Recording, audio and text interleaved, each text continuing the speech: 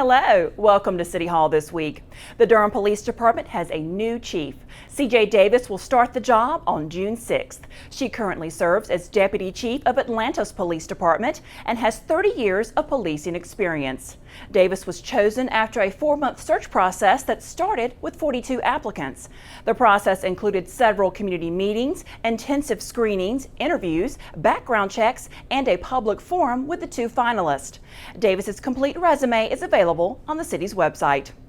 Durham's plan to improve the Little Lick Creek watershed is now available for anyone who may want to offer feedback on it. The final plan was presented to residents during an information session on April 21st. The Little Lick Creek Watershed Improvement Plan is an assessment of the watershed.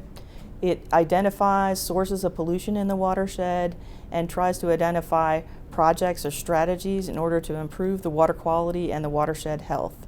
City staff say the plan is needed because the watershed has several impairments that have been identified by the state.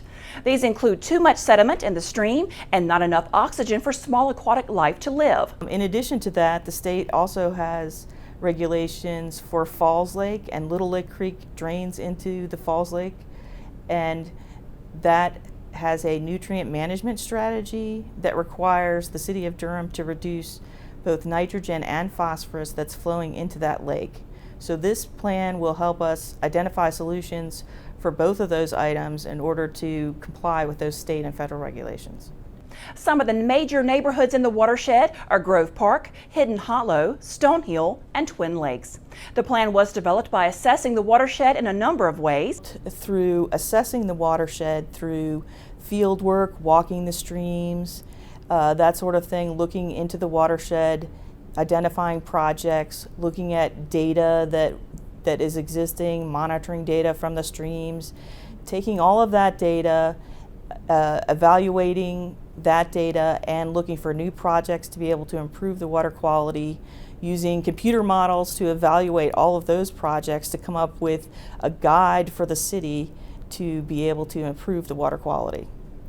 Another significant part of the development of the plan has been to gain input through 3 public information sessions. All along the way throughout the plan, we've tried to get public input on prioritizing the projects so that we have projects that are the most beneficial to the watershed and to the community.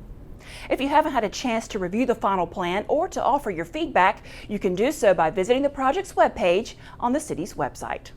Durham's Bimbé Cultural Arts Festival is just around the corner, so you'll want to mark your calendars now for this year's celebration. The free, family-oriented event is a celebration of African and African American history, culture, arts, and traditions. It will be held on Saturday, May 21st from noon until 8 p.m. at Rock Quarry Park. Festival activities will include live music, a kids zone, arts and crafts, and ethnic food. More information is available on the city's website. That does it for City Hall this week. Don't forget to like us on Facebook and follow us on Twitter and Instagram. You can also find us on demand on Durham Television Network's webpage and on YouTube. Thank you for joining us.